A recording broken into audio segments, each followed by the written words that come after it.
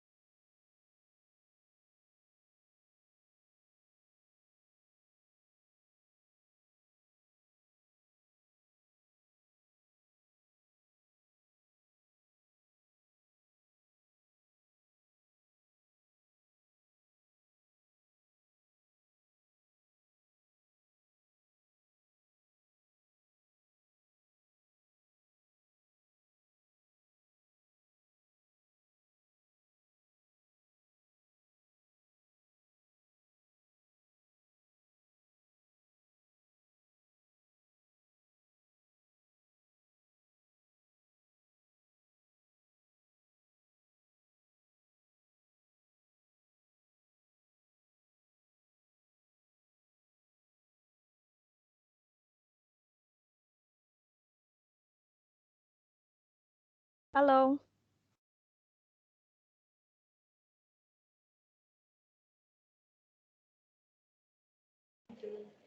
Hello, hello. Hi. Good morning.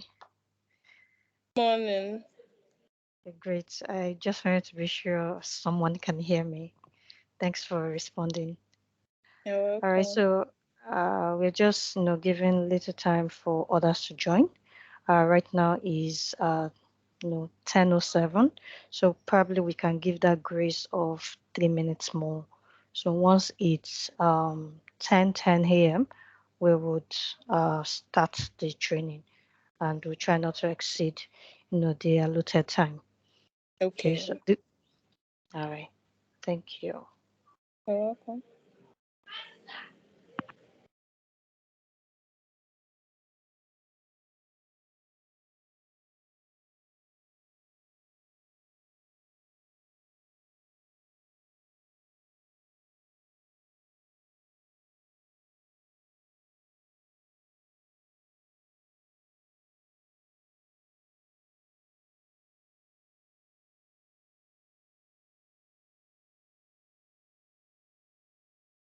Hello? Hello. Hi. Okay. Um, we have someone on the call. There was also Zainab. Did she drop off? Zainab, I'm not sure. I think I have Dolapo here. There was Zainab here when I joined. Okay, I think you should start. Let me. I Yeah, sent out all the said, reminders. okay, Okay, that's sorry. fine. Okay. Sorry, you said what? I said I will start exactly 10:10. Oh, okay, Just okay, to give right. that grace. Okay. Thank you so much. All right, you're welcome.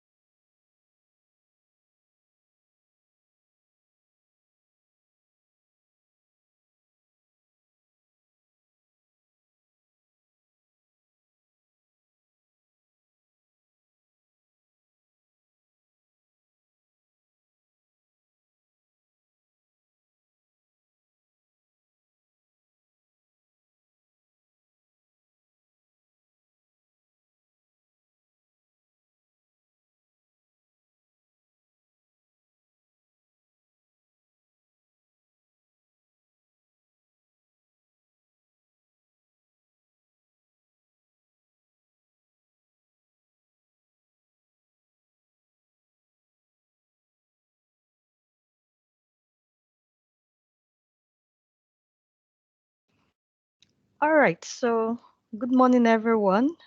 We will be starting now. The good thing is this session will be recorded, so for others that might be joining late or that may not even get a chance to join, can go ahead to watch the video. So welcome everyone to the Azure Cloud Computing Space. I hope you are able to see my screen, please. We can see your screen. Yes, I can see yes, you it. can. All right, Yes. thank you very much. Thanks for the confirmation.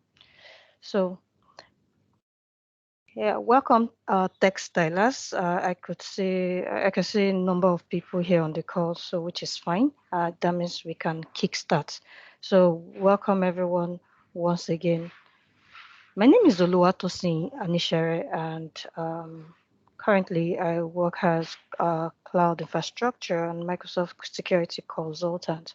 Okay, I'm a Microsoft certified trainer, and with Textiler, I do coach, mentor, and do some training, like what is happening here today. My background, I specialize in Microsoft Azure and Microsoft 365. I have, like 10 years experience, working experience in the IT service space. Okay. Um, we have some house rules for this training. If you need to ask any question, you can simply use the raise your hand icon that is on Teams. And I would expect every one of us to mute if we do not have any question or we are not contributing, so that you do not interrupt the instructor. Sometimes I would like to say this, sometimes I may not see you raise your hand. So it's okay. I'm giving you the permission to interrupt me, to say, excuse me, to say, I'd like to clarify this or I'd like to ask that. So it's okay, because sometimes an oversight, I may not see you raise your hand. So I'm giving that permission. So usually this is the first Azure training wherein we are starting with the Azure fundamental, and subsequently we would be having these every Saturday, every week till we exhaust the curriculum that is publicly posted on our channel. So this is the first one that we are having, and we are starting from 10 to 12. So we would ensure we do not exist, the time.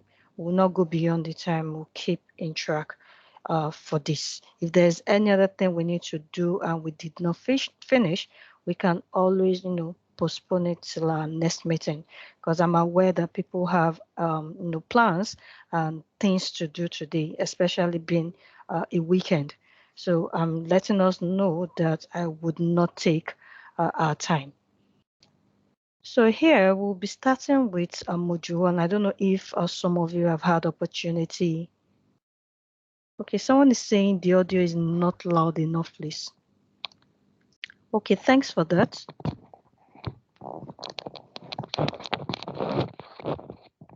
How about now? Are you able to hear me now?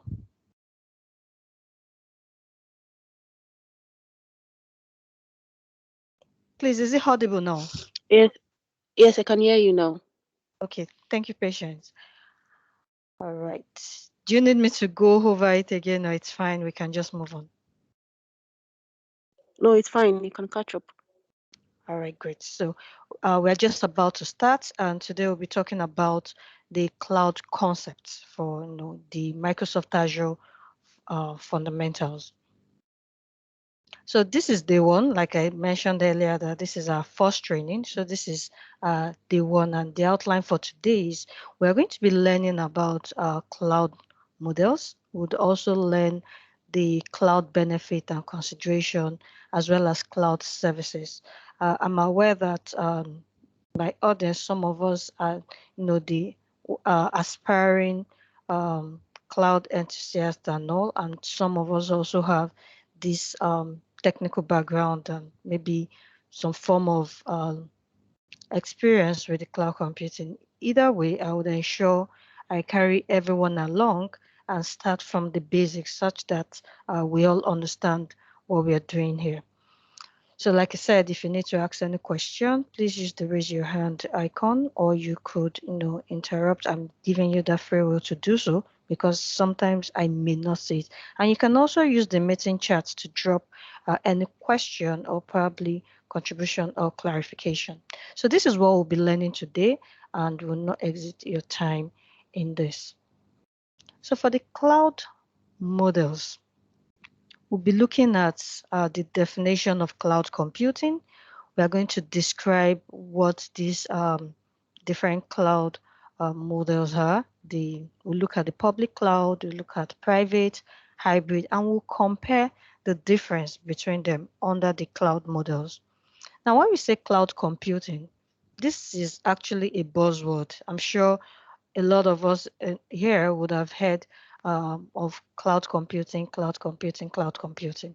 Let me give us an example. You would remember that before now, for like some years back, when you have a phone and you misplace your phone, or it's been stolen or something, there's always this concern for how will I get my contacts back?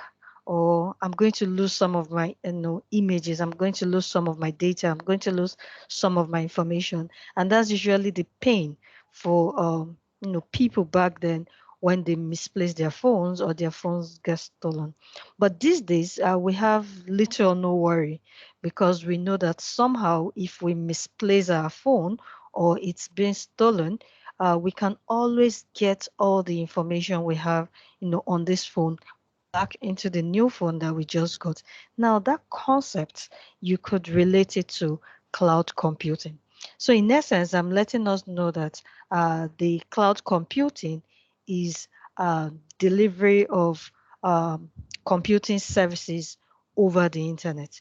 Now, when we say computing services, we have the likes of compute, networking, storage, analytics. So just like what you have on the screen, that the delivery of computing services over the internet. Now, if it's not over the internet, then it's not cloud computing.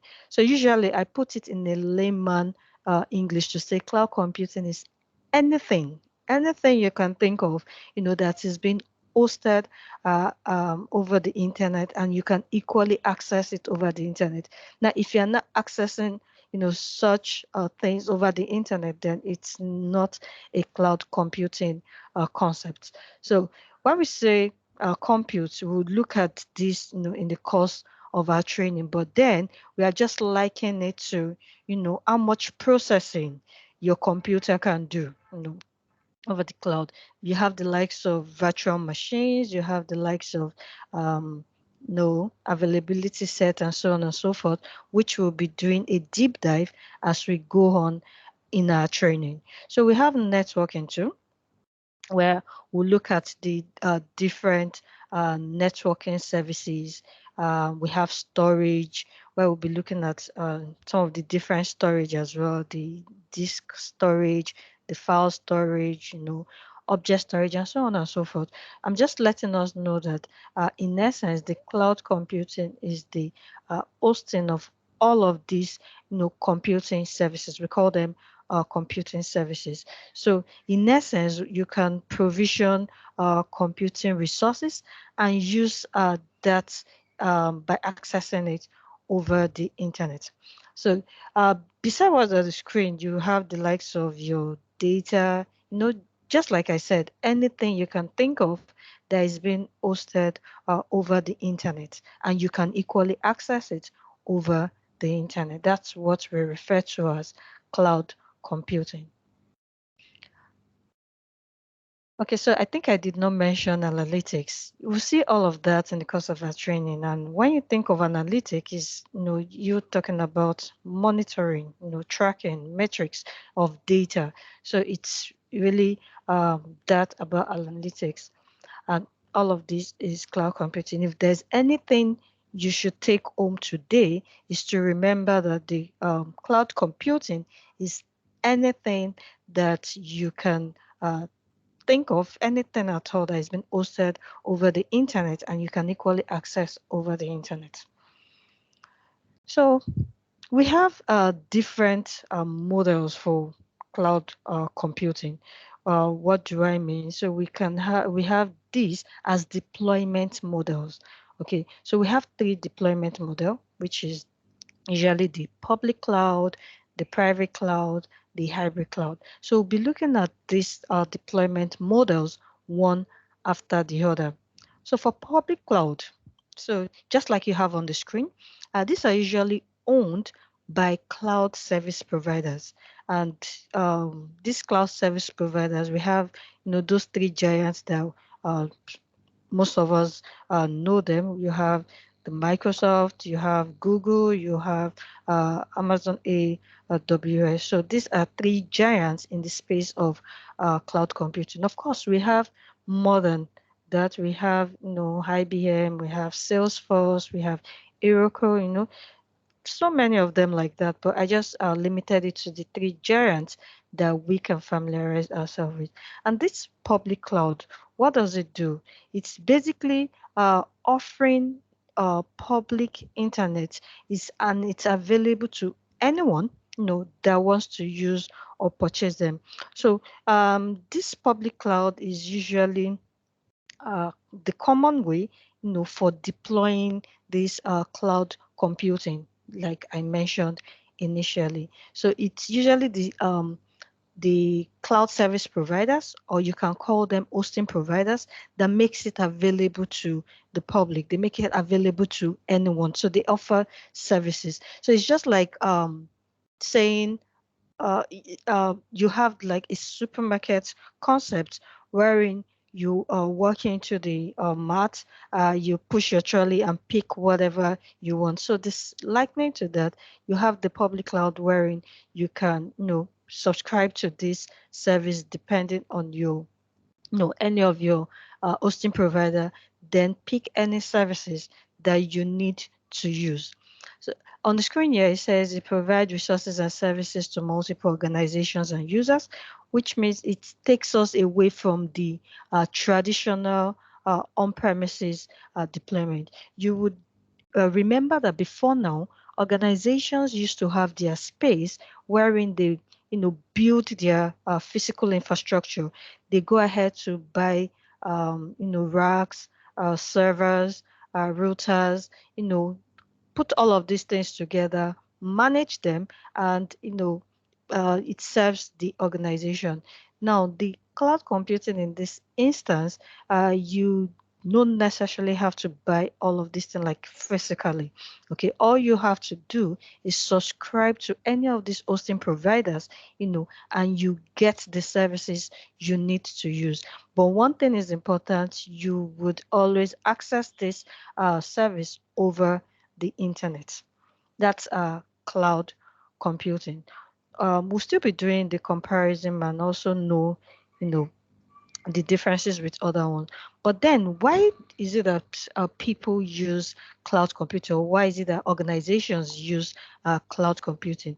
Basically, the major reason for that is it's actually faster than the on-premises infrastructure. Like, it's very fast.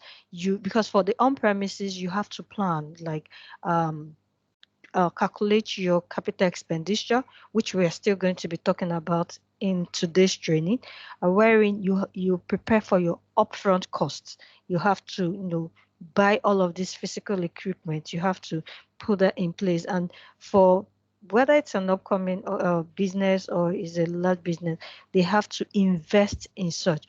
But for the cloud, and I'm focusing on public cloud, is readily available for you. That's why I said it's really faster than the regular on-premises infrastructure. So organization leverage on that because of this speed. So we also have the benefits of cloud computing, which is also on this slide, and we'll be looking at it much later. So let's talk about private cloud. For private cloud, this here is usually being owned and managed by organization.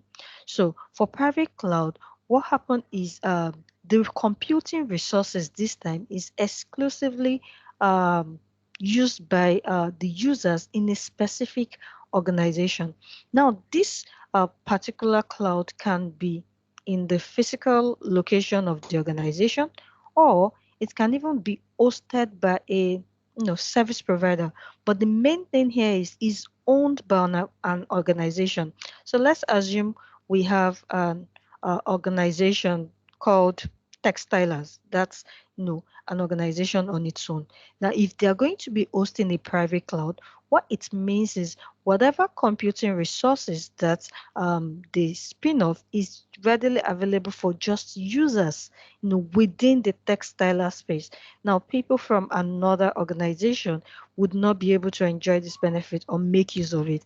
And that's how it differs from public cloud. Public cloud is available. Anyone can subscribe, take what they need to use, and there's something called multi-tenancy, which means you're sharing computing resources with other people, with other users, with other organizations. But for the private cloud, it's just specifically for you. It's just for you. You manage this yourself. Now, how does it differ from the regular on-premises, traditional consent? So it differs in a way such that although you will be responsible for the purchase, the configuration, the management and all, but then what makes it differ is there's usually a private internal network, like a form of dedicated fiber optic connection within your building, within your organization. Why? Because it's specific to you. So most of the time, it's like saying organizations own their own data center. Okay, like they own their own data center. So that's with regards to private cloud. And what we have on the screen here is saying organization is responsible for operating the services they provide, and they do not provide access to user outside the organization, just like I have explained to us. So next year we have the hybrid cloud. Remember I said these are deployment models. We started with the public cloud, we talked about the private cloud, and now we have the hybrid cloud. Now, from the word hybrid, in literal meaning, it has to do with, combining things. So here, it's talking about the combination of the private cloud and as well as the public cloud. That's with hybrid. So it's a combination of both. So it's the hybrid cloud allows you, to combine your public cloud and private cloud, and wherein you're allowed you allow data and application to be shared among them. So you could literally say, okay, I want to have my Exchange organization on my private cloud, and probably use other computer services on the public cloud. So you could have a shared resources like that. And really, why do people use hybrid cloud? The reason for this is it allows organization to also have control as well as maintain a private infrastructure for their sensitive asset. So very big organizations would not completely, let me use that word, most big, very large scale organization would not completely leverage to the public cloud. So what they usually do is they have this hybrid model wherein they have their, private cloud as well as their public cloud, such that they can just have, those sensitive assets, those private data and all, they manage it. They would be in control of it. So that's, the essence why some prefer the hybrid cloud deployment. So it's either the deployment is how do you want to set it up? How do you want to have, this your environment deployed? Like I said, you can have the public cloud, private cloud, or hybrid cloud. And these are our three deployment models. Okay, so when we talk about comparison, so we can literally compare these three deployment models. So what's on the screen there? One thing is common, with regards to private, public, hybrid in terms of they utilize Opex. We call them operation expenditure. Okay, and I would be talking about that much more in this training. So there is no capital expenditure needed for public cloud, because all you have to do is you pay for what you want. You pay for what you need. That's public cloud. So applications, can be quickly provisioned, and that's why it has its advantage over the traditional on-premises. It can quickly be provisioned. Remember, I said that when I was talking about the public cloud and why people prefer to use the public cloud, because you can, scale up platform almost immediately. You can deploy it, faster than the regular on-premises. So that's why, it's more or less like an advantage. Then the public cloud, the private cloud here, hardware must be purchased for startup and maintenance. So literally the private cloud, it's more or less, the Capex, because you have to plan, you have to, purchase. The reason is the advantage here for, private cloud is it gives you control to manage your own infrastructure, and organizations are usually responsible for this hardware maintenance and all. So you would purchase, you would buy these things, you would set up your infrastructure, and you would own it. So for hybrid cloud here, there's you have more or less flexibility, wherein you have you or an organization can determine what they wish to run. Maybe they want to run some of their private asset on premises, or they want to run it on the cloud. Probably they want to run it on private, or they want to run it on public. So usually organizations determine where they want to run the application. Why? Because they have that flexibility. They also have control for their security compliance and legal requirements. So they have control of that. So these are the comparison with regards to public, private, and hybrid cloud. before I go into the cloud benefits and consideration, I don't know if we have, any question. I could take a pause if we have any question whatsoever before I move on. Okay.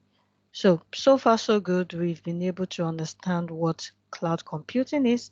We are also able to understand that we have deployment models wherein you have the private cloud, the public cloud, and the hybrid cloud. We also looked at their comparison, the comparison of the three. So now where we want to go to if we do not have any question now is to go into the cloud benefits and consideration, which means what are the benefits of our cloud computing. So the objective here for us is we'll be able to identify the benefit of this, cloud computing, like why should we go into cloud computing? What is the advantage of them? Would identify the differences between the capital expenditure and operational expenditure. Remember, I've been using the word Opex and Capex, so we would see clearly, here the differences between them, and also describe what the consumption-based model is. Okay, so that is what we would be doing now. So when you say cloud benefits, I think I can give room for us to, for people to share. What do you think are benefits of cloud? I know I've showed it here, but I think I want it to be as interactive as possible such that I wouldn't be the only one talking. So it's okay. You can unmute yourself to just tell me what do you think are the benefits of cloud. In the beginning, I related the example of our phone to us, wherein now, because of the cloud computing advantage, if you misplace your phone, you still have your data. You can recover all your data back to the new device. So, based on that understanding and all, I think I'll just throw it open and ask us, what do you think are some of the benefits of this cloud computing? Let's make it as interactive as possible. We're all here to learn, and there is no stupid answer. There is no stupid question. Trust me. So I think I'll leave it open for us to interact. So what do you think are some of the benefits or advantages, if you want to use it that way? Anyone, please?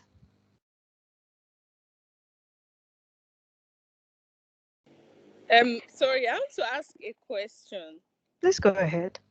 When you said hosting services, like what does that mean?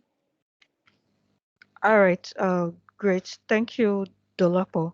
So when we say hosting services, that is, you are setting up, if I can use that layman English, you're setting up services over the internet. So basically the idea, let me juggle it back this way. So let's assume I am one of those cloud services provider, okay?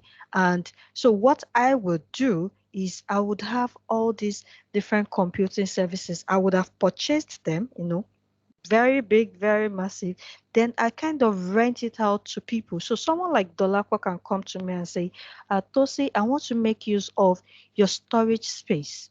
Okay, Tosi, I want to make use of this particular VM service, compute service. Or Tosi, I want to make use of this. So what you are literally doing is you are hosting computing services. So you're like taking up a space for your own use. Okay.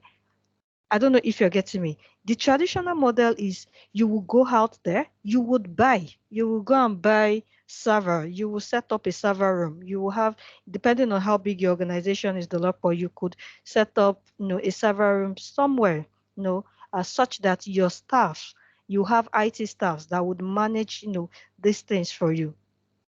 Okay, so for hosting over the internet, which means you are leveraging on someone else's infrastructure. So rather than buying it for yourself, that's why I said the three hosting providers like Microsoft, Amazon, the AWS, and Google. So you're going to leverage by saying, okay, I want to use a space, So maybe the essence of this is you want to deploy a server, for instance. So rather than going out there to buy that physical server and you set it up in a particular space in your organization or somewhere, rather than doing that, what you would do is you would leverage on the likes of these hosting providers to say, I need a space because for the purpose of this is I want to deploy a server to serve me for this purpose. The purpose of that server might be, okay, you want to have a server for your Active Directory, or you want to have server for, print server for, or SQL server. It could be different, but what I'm saying in essence is you're leveraging on others to deploy. So when we say hosting over the internet, you're actually kind of renting a space or service such that you can use it for your own, you can make use of it for your own advantage. So in essence, you do not own that physical, thing. So it's kind of abstract, I get. You do not own the physical thing, but then you're still making use of it. Let me clarify further with regards to, like a kind of virtualization. So it's just like saying, I have a computer here. It's my own. I actually bought this computer, with my money and all. So within my computer, I have, probably different virtualization wherein whenever you want to use, you would have subscribed to me. I would have allocated, like a VM to you to use. So you don't necessarily have to own the computer to say, okay, I own it. It's just any computer you see, just because you have, there's an internet, you could, connect to it, make use of whatever you want to do, and go, then come back. Let me paint. I don't know if my audience here are all in Nigeria, so let me paint it to another thing we can relate to it. It's just like, I don't know if you guys have observed, Patience, I can see your hands up. I would get to you. I'm just trying to clarify the laptop, please. Okay, so it's just like saying a regular newspaper stand. I'm sure you guys will wonder, why is it that, in the morning, probably while you're passing, you just see some set of people at the newspaper stand and all of it. Now, it's possible you could buy a newspaper just for the essence of checking, those days, maybe job posting. I'm just to use it as an example we can relate with. Now, this newspaper, the only reason why you bought the entire newspaper, maybe for 200 naira. I don't know how much a newspaper is now, thanks to the internet where we can read. So I don't know how much it costs now, but I'm just saying maybe one costs 200 naira. So instead of buying the entire, leaflets, to say, okay, I'm buying this just for the essence of saying a job vacancy. Okay, you can just go to that stand of the people selling it, pay 20 naira. I don't know if they still accept 20 naira now, or pay 50 naira, just to read that particular column. Remember, you're not taking the newspaper away with you. You're just making use of that service to read that column. And as soon as you have done getting the information, you drop the newspaper back and you go on your way. I don't know if you understand, please, Dolapo. Is that correct? Yeah, thank you so much. All right. Patience, please, you can go on. I see your hands up.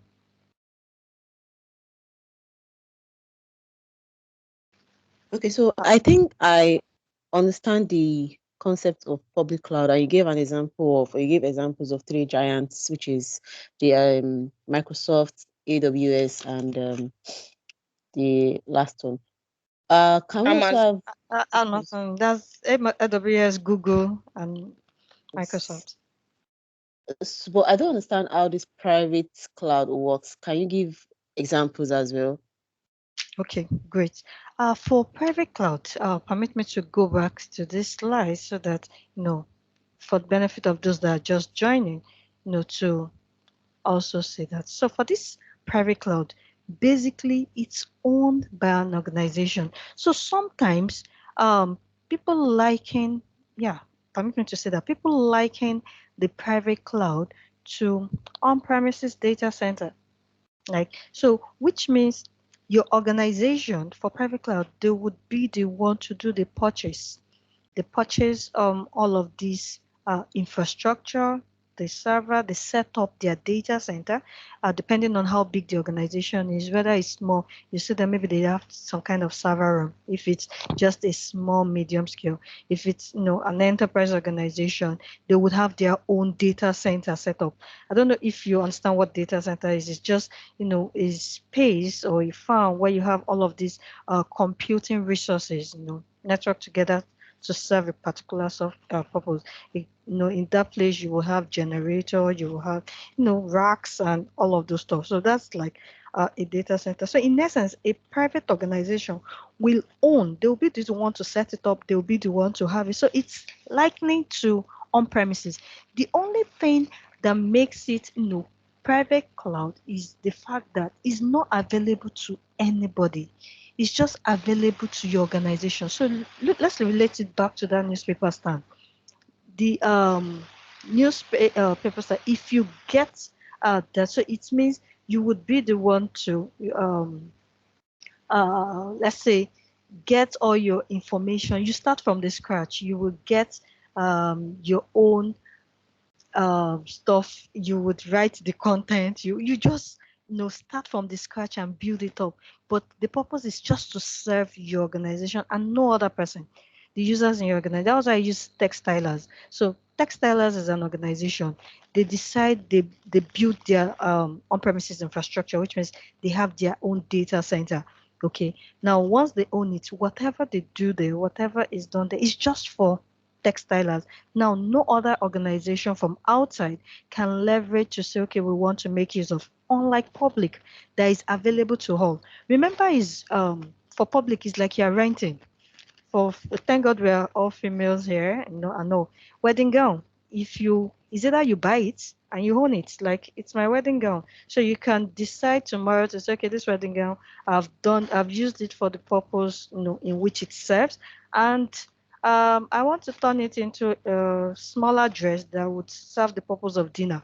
You own it and you can do whatever you like with it.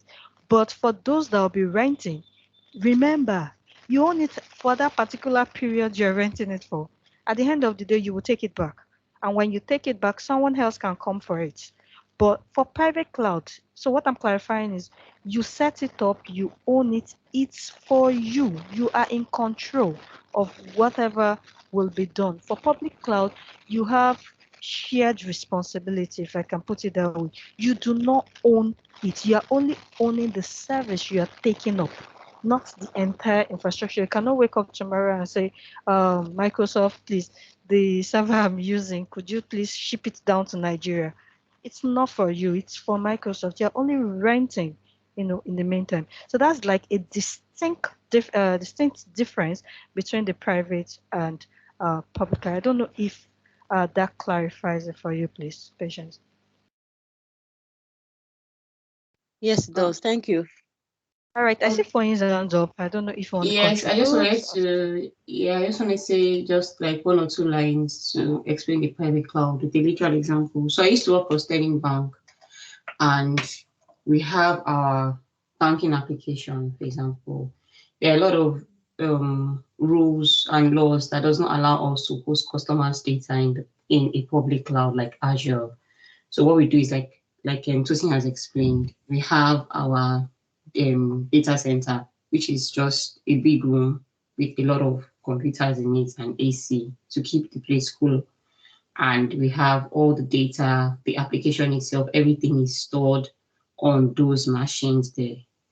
So we are in control of the hardware, we are in control of the cooling, we're in control of the operating system that is sitting on the hardware, like your laptop, and you have Windows 10 running on it. We're in control of those operating systems. We're in control of the data. We're in control of all the applications that sit on that hardware. So the way you have Office, Word, Excel, PowerPoint on your laptop, we are in control of those applications, and we are also in control of who can access it. So when you have control of all those things, then it's a private cloud. And again, it's a secure network. So somebody that is not within that network cannot have access to it. So that's an example of just a literal example of the private cloud. All right. Thank you very much for clarifying further. I believe Patience is fine with that now. Yes, I am. Thank you very much, Wayne. All right. Okay, so let's move on. I remember before we got back here, we're trying to ask the benefits and cloud computing. And I can see on the screen here, someone said secure environment, scalability, elasticity, flexibility, and so on and so forth. I think that's Oriomi. Thank you very much for that. So let's look at some of these cloud benefits. So when we say high availability, it's readily available. Like, depending on maybe the kind of agreement you have with any of these cloud service provider or hosting provider, depending on that agreement you have with them, which we usually term it SLA, service level agreement. Depending on the type you have chosen, your application, your data, whatever it's readily available to you. So usually there is no downtime. So you've subscribed to the cloud service, you have your computer services on it, and whenever you need it, whatever data you've put in there, whenever you need it, is available to you. Now, let's not mistake it to if your internet is down. Now, if your internet is down, that is usually not the cloud servicing provider's problem. That is on you, because it's your own internet. Remember, we said you can only access via internet. Okay, so if you are unable to access it because of internet, it's not because it's not available, it's just because you do not have internet. Probably the internet speed and all is not fine, but it's readily available. And another thing is with regards to accessibility. Apart from this high availability, you can access it anytime. Okay, so we also have scalability. So when we say something is scalable, it's something you can add more resources, or decrease the resources, or you can move up in terms of a level. So let me use this typical example, since my audience here are all in Nigeria. The likes of, we all know about the Jumia Black Friday and all. So normal day, Jumia, if Jumia using cloud. So what they do is, when they host for their resources and all, they could have, like, let's say maybe just 2 instances, instead, like virtual machines and all, they can just have 2, because they understand that the usual day 2 is enough to serve them, and the traffic will be fine, all will be fine. Okay, now when they now have their Black Friday, so what that translates to us is, their Black Friday, there's usually more visits to the site, there's usually more traffic to the site. So scalability here is that ability to increase those instances of resources to accommodate all of these people. So that's scalability. It's actually different from elasticity, which I would clarify, but then scalability gives you the ability to increase and decrease resources. Okay, if you, let's assume now you go to Computer Village and buy a laptop. Now the laptop comes with 8 gig RAM. Okay, and all. So in a situation whereby your 8 gig RAM CPU, you have utilized probably the disk, maybe this disk size is, let's just assume 500 HDD. Okay, in terms of it, or maybe we can even say 250 SDD or something.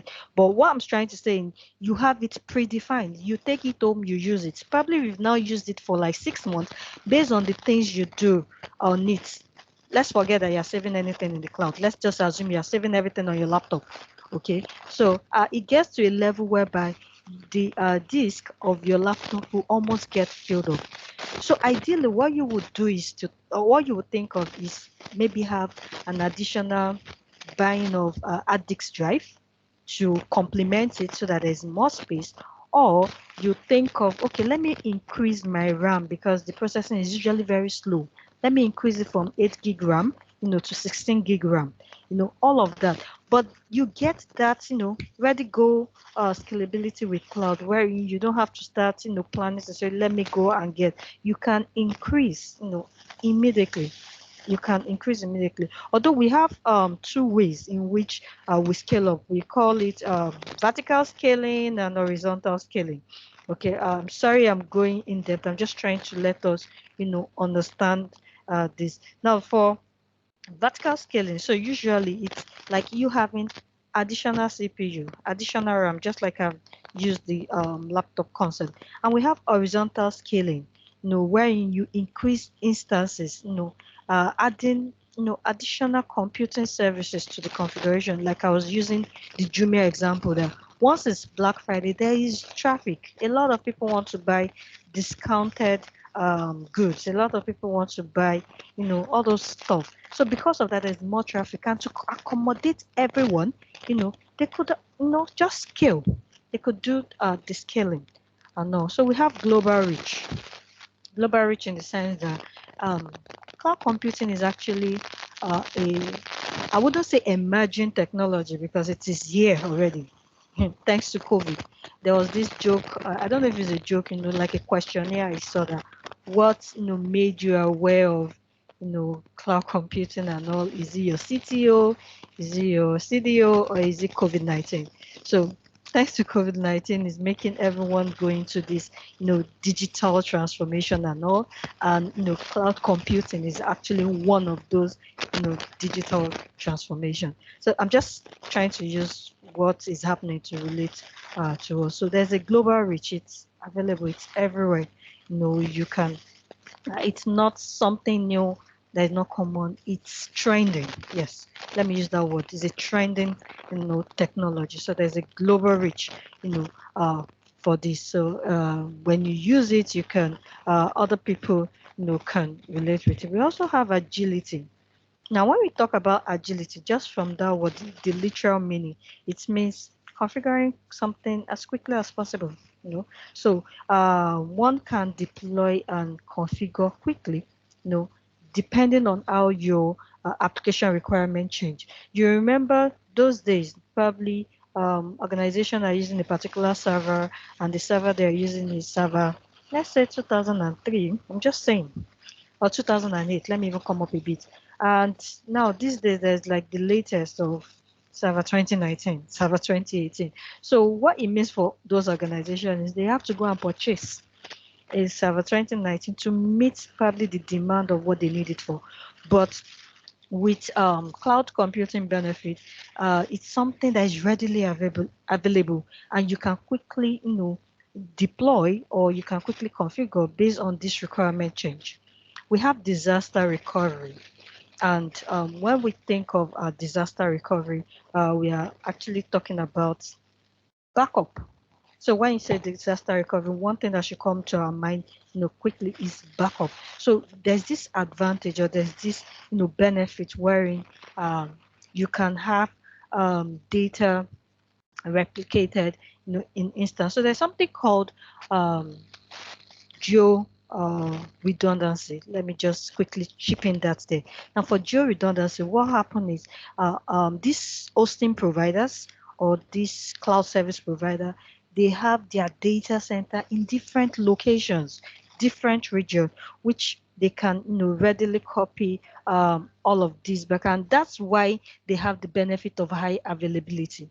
So depending, your data cannot be lost.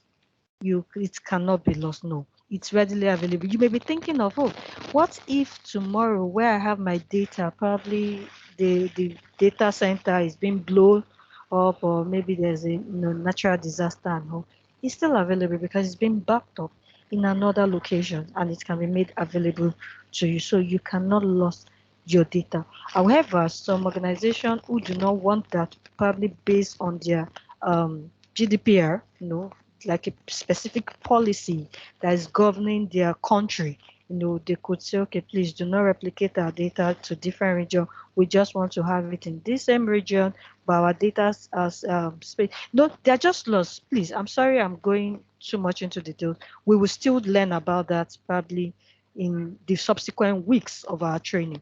But sticking to the disaster recovery is just taking the advantage of backup. Okay, wherein you can restore back to functionality any lost data and all. Why? Because it's been backed up. Okay, so that's it's like you having a confidence that even if you lost your data on your own side and everything, there's a backup for us to reinstate it to the original state and make it readily available. We have fault tolerance as well. fault tolerance. So for this fault tolerance, I can put it to, when we say something tolerance, that is, you can being acceptable, and also this is also an advantage with regards to cloud computing. So it's like saying there's a continue operation without interruption. Your network, your computer, it's readily, it's still looking like an high availability in a way, but then it's just letting us know that there is no interruption. You can continue to use it. There's nothing like power went down. Of course, there's cloud. It's just like if the power goes down in your house, that's your own fault, or in your organization. That's just within. It's not because power went down in the data center of your hosting provider. I don't know if you're getting me. So there's a fault tolerance, and it's an advantage. Unlike if you're using the traditional on-premises and part and protect, like, or maybe something happens to the generator that is serving your data center. As at that small moment, you would know that that's just small moment. It could be even maybe 1 minute. That 1 minute, some things could go down. That's why those that are planning, trying to do the on-premises or private cloud, they get everything available. It's usually an investment and it's expensive. They would get from UPS to everything that will just stand as a standby, not to affect it. However, there's still always that little disadvantage. But with cloud, the fault tolerance is more or less like zero, no interruption. You just keep using. Now I was trying to tell us, like, elasticity is quite kind of kind of similar to scalability, but there's a difference. For elasticity, it has to do with automatic doing things automatically. So there is you can have auto scaling, which means you can scale up instances, doing things automatically. It's just like your rubber band. You can decide to just, when you expand that rubber band, it means you're making it bigger, and you can take it back to the original state and all. So the elasticity is an advantage that allows you to do things. It's been done automatically. Okay, it's being done automatically. So that's that. Then we have our customer latency capability. Sorry, I think I'm looking at time now. Predictive cost configuration security. Security cannot be overemphasized. Although I remember in the beginning when people talk about security and all, and in my training, I used to say something like it has to do with trust, because there's this belief that because it's just over the internet, there is no much security, like it's not secure at all. But then every of these hosting provider or cloud service provider would always promise you a level of security, with regards to what they're offering you and all of it. So you also have to have that level, no matter how minute or tiny, level of trust to say, okay, what I'm hosting with this particular cloud service provider, the security. So these are benefits of it you have with cloud computing. Because of our time, I think we have just 1 hour more to go, and hopefully, yes, we'll cover this training. We want to compare Opex and Capex. I mentioned it earlier: capital expenditure, operational expenditure. Now, for capital expenditure, is like there's an upfront spending on physical infrastructure, upfront spending wherein you have to use your money to buy physical equipment. Thanks to Foyin, who was trying to relate with us with the former organization Sterling. I happened to work there too some times ago, wherein you have this physical servers, computers, everything you can think of and all. You would have to purchase them. Your cooling system, your generators, all of those things, you would have them. So you spend money upfront. That's why they call it Apex. So the cost from Capex have a value that reduces over time. So imagine you spending so much money to say, okay, I want to get a server 2016 to use in my organization. Over time, before you know it, they'll tell you the server 2021, although we don't have yet. We still have it as 2019, but I'm just using it as, as an example. So what happened to your initial data you've purchased, which means you have to get another one or find a way to upgrade? And so that's why they say it reduces over time. It's just like a phone too. You buy, what's the latest iPhone now, guys? Or ladies, I'm sorry, ladies. So what's the latest iPhone now? So remember those that bought iPhone 6 as at then. So as of today, there's iPhone 12. So you can imagine. So it reduces that value over time because you bought it at once. Unlike the operational expenditure of pay as you go. So you spend on what you need and you get billed immediately. Oh, I need to use a compute service, probably a virtual machine. You get billed for that immediately. Oh, I need to use this particular feature. You get billed for that immediately. Okay, so I wish our government could find a way to say our DSTV could be like this, because most of the time you subscribe to DSTV, whether you use it or not, whether you watch all the 104 channels or depending on your subscription plan or your bouquet, you would still get billed for that amount. Unlike if it was a pay as you go, which means what I watch is what I pay for. I wish we could get to that level here, wherein our government could put such policy. It's so I'm just trying to give us something that we can relate with. So that's for Capex and Opex. So again, in summary, I could say Capex, you are spending on physical infrastructure upfront, and it's usually expensive. It's high, okay? And Opex, you spend on services or products that you need. What you need, you get, you pay for it. Although you are billed immediately, but at least it's what you need. So there's nothing like an upfront payment and all of it. So that's the comparison with regards to Capex and Opex. So when you hear it outside later, our take home should be that a capital expenditure, there's an upfront cost, and it's usually for a physical infrastructure. Our operational expenditure is usually pay as you go. If you can just take that home, I think you have an idea of what Capex and Opex means. Now let's talk about consumption model. And this consumption model is actually relatable to, cloud computing. So these cloud service providers, they usually, they operate in a consumption-based model, such that you pay for the resources that you use. Whatever resources you have, that's what you pay for. So this is more or less like also a benefit, because there's no upfront cost. Excuse me, there's no upfront cost. You're not purchasing or managing, any infrastructure.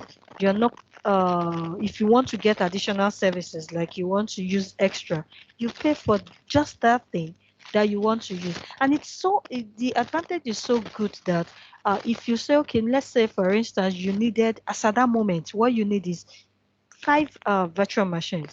You pay for it, that's 5, and you get to use it. If tomorrow you decide, oh, okay, what I'm doing right now, I do not need 5 anymore, I'm okay with just 2, you can scale down back to using just that 2, and you only get to pay for 2. Unlike if you have to have done some kind of upfront of buying 5, and tomorrow you realize that, okay, I don't even have, there's no need for this 5 anymore.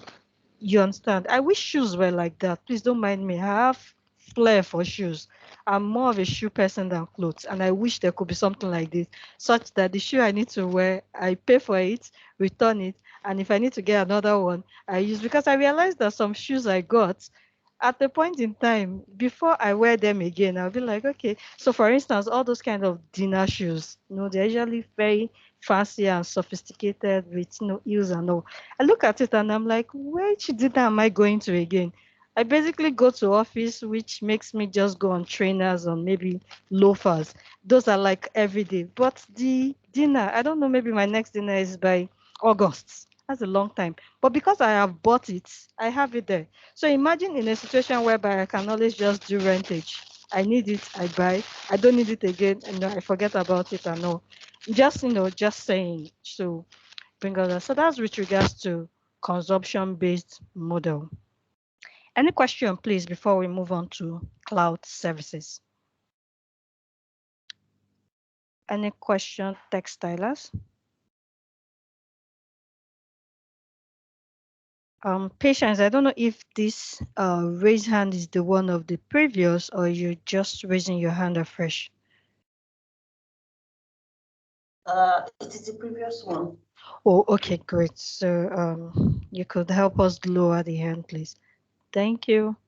All right, so in the absence of no question, let's move on to talk about cloud services. So we have services within, this cloud, and this is the one that takes us to the delivery models. We started earlier today for the benefit of those joining us. We've talked about cloud computing. We talked about the deployment models, which takes us to the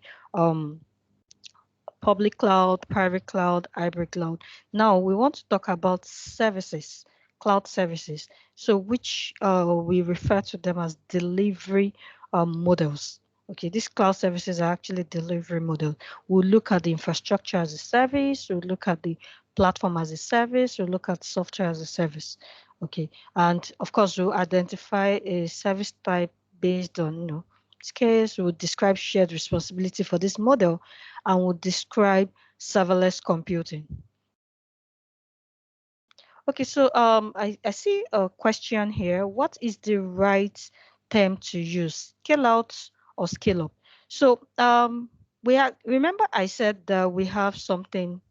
Please, guys, let me answer this. I'm sorry, ladies. Please, ladies, let me answer this question quickly with regards to what's the right term to use. So it depends on what you're using. For the scaling, you can scale horizontally or you can scale vertically. Now, when we say something is horizontal, I'm sure you know the way it goes, in terms of, so you have vertical, straight down, horizontal, like parallel, how will I put it? So straight down or sideways. Now for the vertical, so when you are saying vertical scaling, that's where you use the likes of scale up, scale down. Now when you're talking about horizontal, you can say scaling, scale out. So it's like in 4 places. So when you're scaling up, okay, it's like you are you subscribe to this particular cloud computing service, and as at your subscription, you are using, let's say, free trial. For instance, the features you will have access to, the things you have access to would be limited. Unlike when when you say, okay, fine, I want to move from free to basic. So what you've basically done is you have scaled up so that you can have more additional features that you can enjoy. And you think, oh, okay, basic is not serving me enough. Let me move to, standard. You have scaled up, so that you can have more additional features. And you're like, okay, standard is nothing. No, you can just keep scaling up like that. Let me use our DSTV example. Okay, you're using a family plan. It contains channels like your Africa Magic, Z World, and cartoon for your children.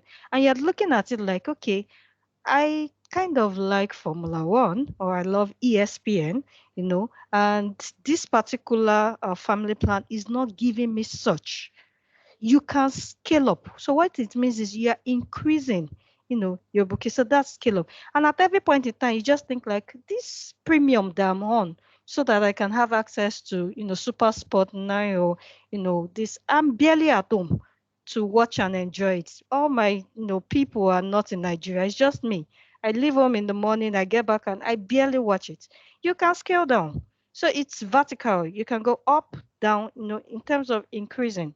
Okay, now for scale in and out is adding additional instances. I have one CPU.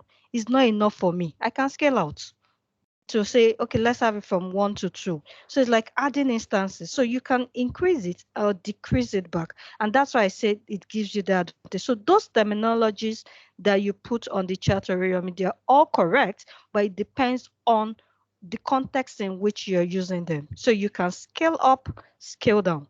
You can scale in, scale out. They're all part of scalability. John, stand up, please. All right. So let's get back to cloud services. Want to look at the various deployment models. So here is infrastructure as a service, EAS. So, some people call it IaaS, some people call it EAS, but, just based on the acronym, but it's fully infrastructure as a service. Now, what does this infrastructure as a service give to us? Just like what you see on the screen, it's like build pay-as-you-go infrastructure by renting servers, virtual machines, storage, network, an operation system from cloud. So basically, you're leveraging on the compute service. So it's like it's closest to saying you're managing physical servers. Don't forget that these things are not physical that you can touch or say, okay, you're walking into your server room and you're, checking your servers and no, they're actually over in the internet, which means they are on the cloud. But then you get to manage them. You get to determine to say, okay, this virtual machine, I want to use Windows operating system on it, or I want to use Linux operating system. So you have that flexibility to determine your OS. And so basically, I would put infrastructure as a service as saying an instant computing infrastructure, instant, wherein it's being provisioned and you manage it over the internet. I could put it that way. So our take home here is that for years we get instant computing infrastructure, and we get to provision them as well as manage them over the internet. Please don't forget, they are not something physical like your on-premises stuff. This time around, you're leveraging on cloud such that you get access to them over the internet and you manage them over the internet. So this is EAS. So next one here is platform as a service, which is PaaS, platform as a service. Now, for platform as a service, it provides, just like what we have here, environment for building, testing, deployment, deploying software application without focusing on managing underlying infrastructure. So for EAS people, they will be the one to, host, deploy, and manage this computing services, this infrastructure. For PaaS, it's not their problem. They are not managing any infrastructure. All they are doing is they bring in the application, their code, and run on it. So it's basically a complete deployment environment, a development environment. Development and deployment, let me put it that way. So which means you can build everything from your very simple application to advanced sophisticated application, or to even enterprise application. All of these things I'm saying, we will still have a deep dive in the subsequent weeks. So in essence, I'm saying for PaaS is the cloud service provider that you have subscribed to that would manage all the underlying infrastructure for you. They manage them, but you would be the one to bring in your code and make use of it. So that's for platform as a service. So the next one here we have is SaaS, software as a service. Software as a service. For software as a service, here it's more or less like a ready-made context. So what this does is users basically they connect and use cloud-based applications over the internet. That's it. So they don't worry themselves about the infrastructure. They don't they're not usually the one that builds or develop an application or code. Everything is ready made, and they leverage on that. We would see there's an overview that we can use that we'll be looking at rather to just depict this software as I mean the delivery services, cloud delivery models or cloud delivery service. But let's look at a comparison of EAS, PaaS, and SaaS before I give us that overview that we can check. So for EAS, PaaS, and SaaS, IaaS is most flexible cloud service because you would be the one to determine this thing. It gives you complete control over the hardware that runs your application. So instead of buying the hardware in IaaS, you are renting it. So you're not basically buying the hardware, you are renting it. Okay. So but when you rent it, you determine what you would use it for. So you rent it and build it to suit you. Let me use that word, to suit you. And most of the time for years, there's no there's no capex. By now, I know you understand what capex is, which means no additional upfront. For PaaS, focus on application development. Platform management is handled by cloud providers. So they don't worry when you're using platform as a service, you do not worry yourself about the underlying infrastructure. You just bring in your code and run your code. So basically, I think I could put it this way: EAS is usually targeted towards system admins, IT admins. They are the one that makes use of this EAS. For PaaS, is usually developers. They make use of PaaS. Just the audience for PaaS are developers, programmers, people who build application, develop applications, run application, because they need that platform. I don't know if you have some of us here are doing some little programming. I don't know. I can remember those days for me because like I said, I was with telling to then, and I remember what I was doing there. I usually develop applications and all, wherein internal applications do. I was using C Sharp then while I was with Sterling. So then we need to plan our server separately.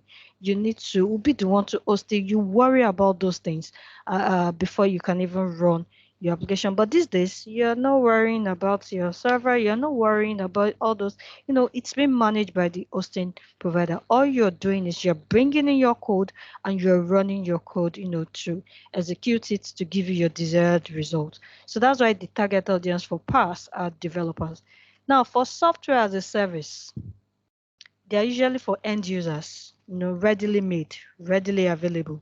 So they're usually for end users. So which means you have a pay-as-you-go pricing model. Users pay for the software they use on a subscription model.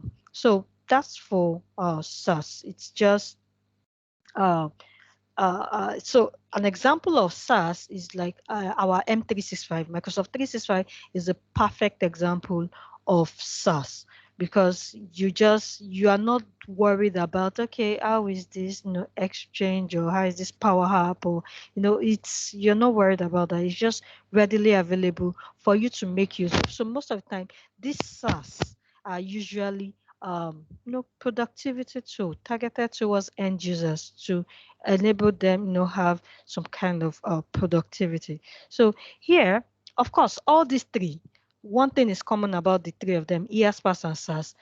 No capex, no upfront costs. So is what you need is what you subscribe for, and you pay for that thing. Even in EAS, you need a particular VM, you need a particular IP address.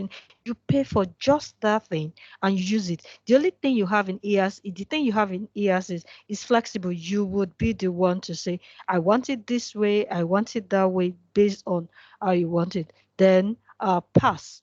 You don't worry your head about all of those things. You're just bringing in your code to run. And SaaS, and user product. I'm going to bring up an image from I'll bring up a Google image just to use. There's this model we call pizza model, and I'll use it to emphasize, clarify more. Please permit me to quickly bring that up on the screen. I usually call it pizza as a service. It's just to illustrate these different delivery service, okay, for EAS, PaaS, and SaaS. So 1 minute, let me bring that up. It's just the image I need. Okay. So let me know once you're able to see my screen. So this is just what I need. Sorry, I just need this image. I believe you can see that, right? Yes, you can see it. Okay, great. So please, let's concentrate on this image. That's what I want to use to clarify further. So pizza as a service. So we're going to liken it to our traditional on-premises, the EAS, PaaS, and SaaS.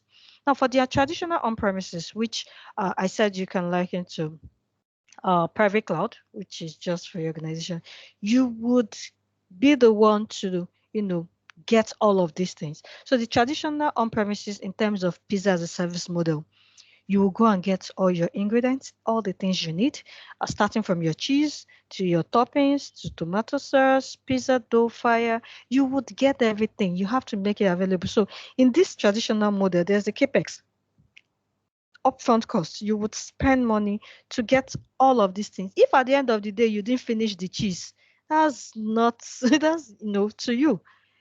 The main thing is you have bought it, because you will go to the market and say, okay, I want to buy cheese. You would just assume, okay, I need this cheese. I need probably a bucket pint or this, or determine. If you finish it, fine. If you do not, it remains for you. It's your own. But you buy everything. You set your dining table. You get your soda drink. You get, your electric, gas or oven. You just have everything. You're paying for it. And whatever you buy, you own it. Okay, that's traditional premises. Now for EAS, which is infrastructure as a service, where I have my mouse. So usually it's a take and bake. So here, the traditional premises, you're making it at home. So which means you're making your cheese. God help you, you don't have cow. You have to travel to Ilorin. My audience are in Nigeria, so I know you can relate. You go and get your cheese from Ilorin. So you just get everything and you make them at home. So for infrastructure as a service, take and bake. Um, there's a shared responsibility. Let me use that word. There's a shared responsibility wherein your vendor manages this. So what happens is you get, for those of us that have tried, thank God we're all ladies in the house. So for those of us that have tried doing small chops, if you go to some stores, you realize that you can get those small chops. They are cut into shapes. You have your spring rolls, your samosa, and all of it.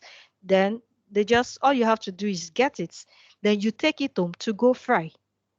Unlike if you have to start making it from the scratch, you make your spring roll from the scratch. What that means is you are getting flour, you are getting all those ingredients, and you're making it from the scratch, putting it in shapes before frying. But for what's it called? EAS now, it's some of it is being made, so you're just buying that stuff to say, okay, you have made it already good, so just get me, I will go fry it myself at home. So in this pizza instance now, you are getting the vendors now will provide you with the cheese, the toppings, tomato sauce, and pizza dough. But you will be the one to determine to say, okay, I'm going to use my fire at home. I'm going to use this oven. I determine the electric. So you're getting all of this yourself. This is what you're getting.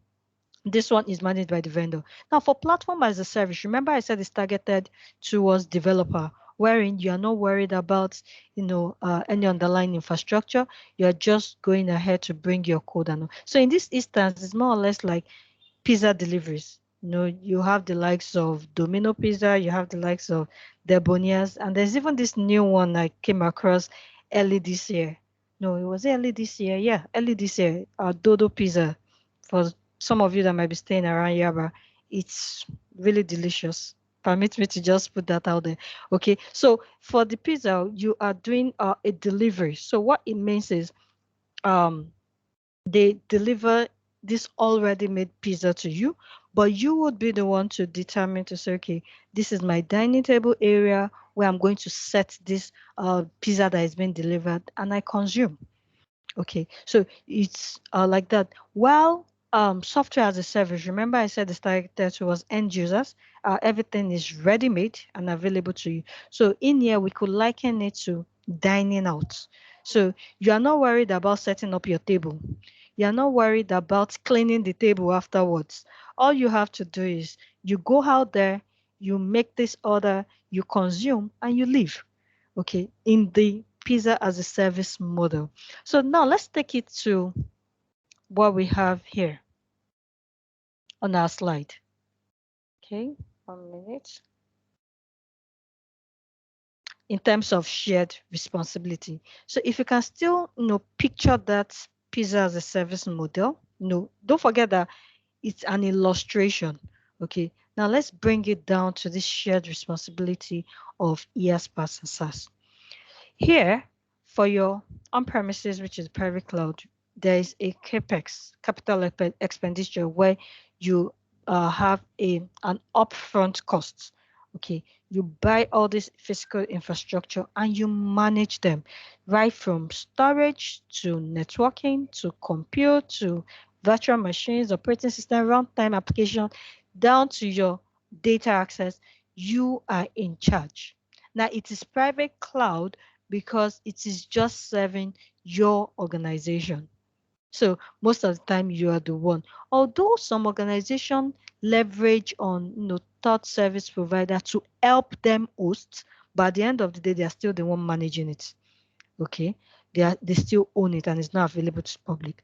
Now, EAS here, there's a shared responsibility. The cloud service provider, or should I say hosting providers, will provide you with storage, they provide you with networking, compute, and they manage it for you. But you will be the one to manage your virtual machines, your operating system, runtime application, and data. So which means you get your virtual machine and you configure it to suit you. So you could configure your virtual machine to say, I want to use this particular operating system.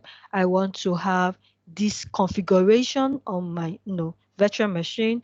You determine that, you have your runtime, you have your application and all of it. So there's a shared responsibility, but you are doing more in infrastructure as a service. You're managing more. Okay. Now for platform as a service, you have what's it called, your cloud or hosting provider worry about all this. So they are the ones managing. What you are particular about is bringing in your code, your application, and running it so you have this data and access. But from storage to networking, compute, virtual machine, operating system, runtime is being managed by your hosting providers. And the last but not the least is software as a service, which I said is targeted towards end users. So for software as a service, you have data, you have your storage to application being managed by the hosting providers or cloud service provider. It's just your data and access. And why are you managing your data and access? Remember I said M365 is a typical example of software as a service. M365 is a typical example of software as a service. So for M365, whatever you set up is your own data.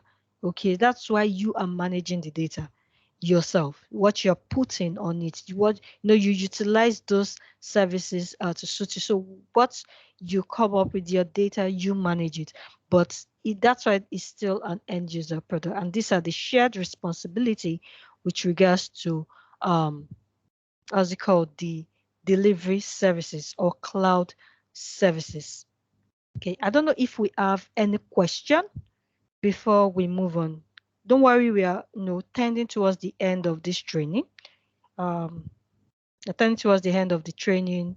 I think I have one more slide after this, and we can take in questions, we can have contributions and all. So we are still on track for our time frame. So I don't know if you have any question with regards to infrastructure as a service, platform as a service, software as a service. Okay, so this takes us to, I think at the end of the day, I would bring up just a short video that we can watch. It's still something that it's in time with what we're doing. It will not exceed the time. So Here we have serverless computing, and this is my last slide for today with regards to this training. Serverless computing. Now, for serverless computing, this is actually a model that is being confused with platform as a service. Now, if you go out there, some will even tell you, yeah, this is platform as a service. Yes, it runs as, it's similar. Let me use that word. It's similar to platform as a service, but then it leverages, because even all these services, we have various services, because we are just starting. It's like a fundamental, like a basic fundamental training. I'll not go into details of difference. We have various ones. We have identity as a service. We have function as a service, which is more or less, this is where the serverless computing is tending towards, the function as a service thing. So, but I won't confuse us. I'm just going to talk about serverless computing, and in the course of our subsequent training in the weeks to come, we will understand this better. Now, when we say serverless computing, now what it comes to mind is usually this the cloud service provider would provision this infrastructure to you, and you run your code. So what it means is it enables developers. Remember, I said PaaS is targeted towards developers. So the serverless computing is still, the focus for developers too, but it helps them to spend more time in building their apps than managing infrastructure. So what I say in essence is it will enable developers to build, application faster, by eliminating the need for them to manage infrastructure. So with a serverless application, cloud service provider can automatically, just like what we have on the screen, do the provisioning, scaling, and manage infrastructure for you. But then it's important to note that servers are still running. Servers are still the one running the code. Forget the fact that we said serverless computing. Okay, it is still servers that would be running the code, but you are not worried about this server. I think I should just, before I talk about function app and logic app, which is actually an example of a serverless computing, let me just quickly give us a difference between PaaS, which is the platform as a service, and serverless computing, because serverless computing is also a model too. The distinct difference here is there is more control over deployment environments in the platform as a service. Application has to be configured to scale automatically, and application takes a while to spin up. Now for serverless, there's less control of deployment environment. Application scales automatically, and application code only executes when you invoke it. So the similarity here is, remember when I was trying to explain platform as a service, and when I was even bringing the shared responsibility, you will notice that you are not managing your VMs, your virtual machines. You're not managing your storage. You're not managing your networking. All you're managing is you're bringing in your application and you're managing your data. So the same thing with serverless too. You are you're not doing any, you have no server management, and all developers has to do is to write their code and deploy their code for it. So this is the distinct difference as well as similarities between platform as a service and serverless computing. So back to our serverless computing examples. There we have the Azure Functions, Azure Logic App, which we will talk about in our next training, because this platform is actually about Azure. Okay, so we'll be looking more and talking more about Azure in our subsequent training. So we have the Azure function, which is code running your service, not the underlying platform of infrastructure it creates. We have logic apps that helps you to automate and orchestrate tasks.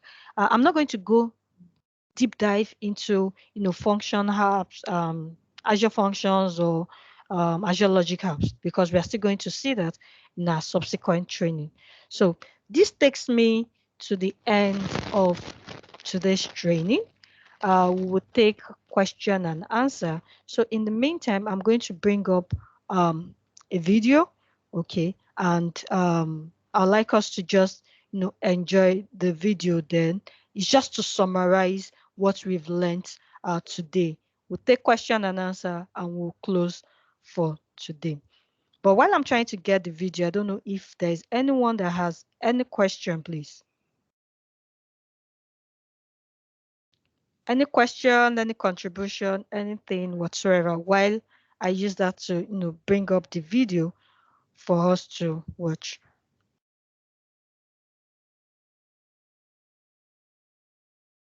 Okay, so let me bring up the video here.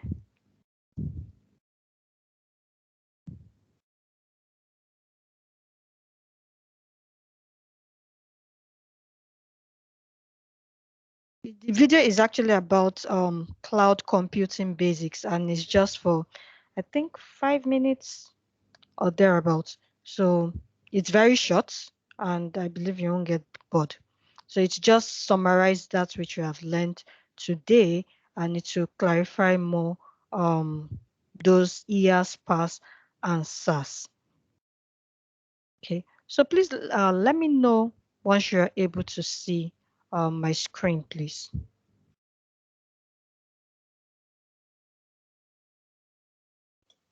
We're still seeing the pass on serverless. Okay, I'm sorry, please. We can see the YouTube now. So are you able to hear? Maybe I may have to reshare to. Okay, 1 minute. Let me play. No, we can't No. hear. Yes, okay, we fine. can hear. So I think I will reshare my screen, please. So permit me to do that resharing to enable you here the video. So 1 minute. Let me reshare. It's not much. It's just okay. I can say 6 minutes or thereabouts. So it's going to be very fast, and you can still enjoy it. 1 minute. I'm trying to stop sharing, then reshare again. So I'm resharing again. Please let me know once you see my screen and you are able to hear the video, please. The advancement of technology encompassing Please, can you networks, hear? storage, and processing power led to Yes, epitome. yes, we can. All right, please. In this century, it's called cloud computing, or commonly referred to as cloud. What is cloud computing? Cloud computing is a paradigm that allows on-demand network access to shared computing resources, a model for managing, storing, and processing data online via the internet. Some cloud computing characteristics include on-demand service, you use it when you need it. Network access, using internet as a medium. Shared resources, resources are pulled together and used by multiple clients. Scalability allows elasticity of resources. 3 delivery models of cloud computing: SaaS, PaaS, and IaaS. Cloud computing offers different services based on 3 delivery models. When arranged in a pyramid form, they follow the order of SaaS, PaaS, and IaaS. What is SaaS? SaaS, or Software as a Service. It is a service that offers on-demand pay-per-use of application software to users. Unlike licensed bought programs, this service is platform independent, and you don't need to install the software on your PC. The cloud runs a single instance of the software and makes it available for multiple end users. This makes cloud computing cheap. All the computing resources responsible for delivering SaaS are entirely managed by the vendor. This service is accessible via a web browser or lightweight client applications. Who uses SaaS? End customers are frequent users of SaaS. Example products and services of SaaS. Popular SaaS providers offer the following products and services: the Google ecosystem such as Gmail, Google Docs, and Google Drive, Microsoft Office 365, HR and help desk solutions, and customer relationship management services such as Salesforce. Pros: universally accessible from any platform. No need to commute. You can work from any place. Excellent for collaborative working. Vendor provides modest software tools. Allows for multi-tenancy. Cons: portability and browser issues. Internet performance may dictate overall performance. Compliance restrictions. What is PaaS? PaaS, or Platform as a Service. This service is mainly a development environment and is made up of a programming language execution environment, an operating system, a web server, and a database. All of this encapsulate the environment where users can build, compile, and run their programs without worrying of the underlying infrastructure. In this model, you manage data and the application resources. All other resources are managed by the vendor. Who uses PaaS? This is a domain for developers. Example products and services of PaaS. Cloud providers have the following as the PaaS products and services: Amazon Web Services, Elastic Beanstalk, Google App Engine, Windows Azure Heroku, and Force.com. Pros: cost-effective, rapid development. It's scalable. Faster market for developers. Easy deployment of web applications. Private or public deployment is possible. Cons: developers are limited to providers, languages, and tools. Migration issues, such as the risk of vendor lock-in. What is IaaS? IaaS, or Infrastructure as a Service. This service offers the computing architecture and infrastructure. That is, it offers all computing resources but in a virtual environment so that multiple users can access them. These resources include data storage, virtualization, servers, and networking. Most vendors are responsible for managing the above 4 resources. If you will use this service, you will be responsible for handling other resources such as applications, data, runtime, and middleware. Who uses IaaS? IaaS is mainly for sysadmins. Example products and services of IaaS. They include Amazon EC2, GoGrid, and Rackspace.com. Pros: the cloud provides the infrastructure. Enhanced scalability, dynamic workloads are supported. IaaS is flexible. Cons: security issues, network and service delays. Examples of companies that use cloud computing. Amazon's AWS, or Amazon Web Services. When it comes to companies using cloud computing, AWS takes the lead. This cloud computing company offers IaaS and PaaS services to its customers. It's popular for its Elastic Compute Cloud, EC2, among other services such as Elastic Beanstalk, Simple Storage Service, S3, and Relational Database Service, or RDS. Apart from the complete suite of cloud computing, it offers other cloud-related services including Internet of Things, IoT, cloud security, and mobile services. iCloud. This cloud from Apple is majorly for Apple products. It allows you to back up and store all your multimedia and other documents online. This content is then seamlessly integrated onto all your devices or apps in case you access it from them. Microsoft Azure. This cloud is used and offered by Microsoft. It offers IaaS, PaaS, and SaaS for its enterprise software and developer tools. If you have ever used Office 365 products, then you have used SaaS. Google Cloud. The Google Cloud Platform is a universal cloud for Google's vast ecosystem and also for other products such as Microsoft Office. It allows collaboration, storage of data, and also other services offered by its cloud computing suite. IBM Smart Cloud. Using private, public, and hybrid deployment models, IBM Smart Cloud provides a full range of IaaS, PaaS, and SaaS cloud computing services to businesses. Using pay-as-you-go model, this cloud generates revenue for IBM. All right, please. That takes us to the end of the video as well as the end of our class. Any question, please, before we call it a day? So this is question time. And also, if you have contribution. Okay, someone said, can we always have access to your slide? Okay, so what I am using is actually a confidential Microsoft slide that, you know, this, but okay, so I think maybe subsequently I could create a slide that, you know, we can have as a take home. So I don't know if that answers it rather than, and we've also recorded this session, so you have access to the video. if you need to rewatch any aspect of this slide. Okay. So any other question, contribution, and how?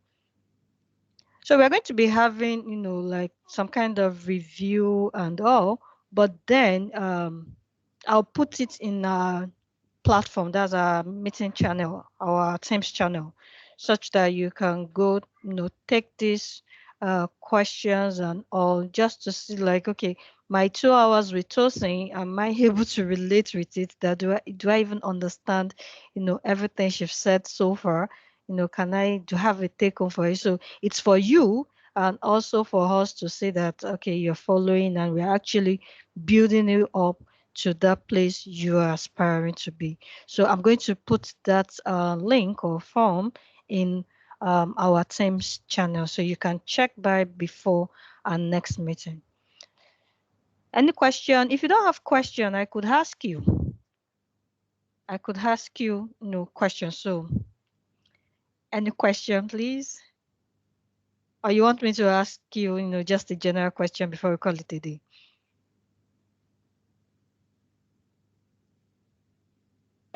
Yes, do please. Okay, fine.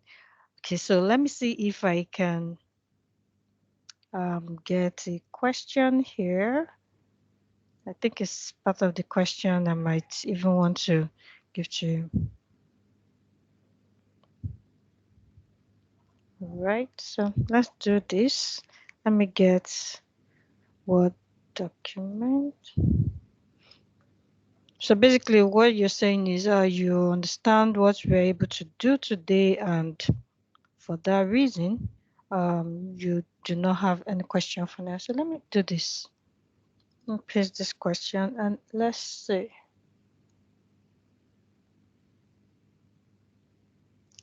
Sorry, system is quite slow.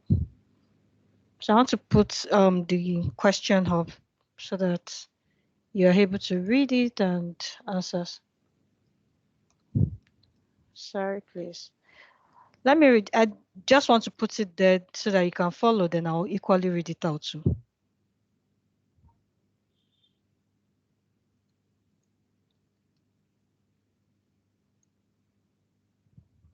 So here it says, which of the following statements is not true about cloud computing? So we have A, B, C.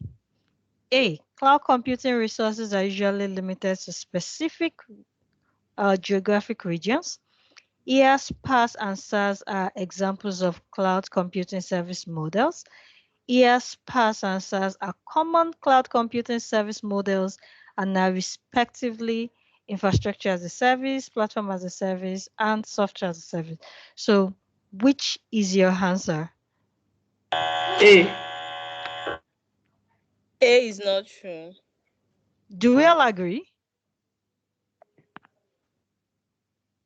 Yes. Ladies, do we all agree? A. Yes. Okay, so why are you choosing A? Why A? If I may ask, why A? Cloud computing is divided into private and public. So the private is one that is limited to specific geographic regions. Okay. Okay, let me also come in here. Please go ahead. Cloud in a way, it's for me, it's not restricted to any region unless maybe they decide to now, but I don't think it's restricted to any region. The essence of the cloud itself is that wherever you are, you can access it, not minding your location or anything. That's what I think. All right. Thank you, Dolakwa. Thank you, Chioma. I think I see peace. I'm sorry, patience. I see you are also trying to say something too. Please go ahead. Yes, I just wanted to add to what she said, but it's almost the same thing because you mentioned that one of the characteristics of cloud computing is that it is a global reach, irrespective of your location. It's something that you can access, especially over the internet. All right, great. Well done, ladies. You are absolutely correct. So A is our answer here. It's not true. It's not limited. Delapa said something like with regards to private and no. Yes, I could clarify further to say your private, you can have the infrastructure set up in a different location from your company. Remember, you can access it via internet. As long as you're accessing via internet, it's not compulsory. It's in the same location as your organization. It can be in a different place. Okay, so in essence, our answer is still A. So at this point, I'm going to say thank you all for your time. Thank you all, for the time you've put in here. In the absence of no question, we'll see you again next week. I don't know if Foyin has something to say as we are done for today's training. Thank you so much. Thank you so much, Tosi. We really appreciate you taking our time and teaching us and every one of the ladies on the call. Just like to say a big thank you for that. I don't know if you have the emojis on your teams. You can just use the applause emoji or the love one. But Tosin, thank you so much. We appreciate it. And thank you, ladies, for joining the class. I'm sure you can see that it was very insightful. This is what Tosin does. She's one of the experts in this our field, and I would like you to stay committed to the class. Fine, we're going to be recording, but you can't ask questions on a recorded to a recording. So that's why it's important to be in the class in person, so that any area you don't understand, you can ask her directly and she can answer. Okay, so thank you, Tosin. We appreciate it. Thank you very much. Bye, y'all.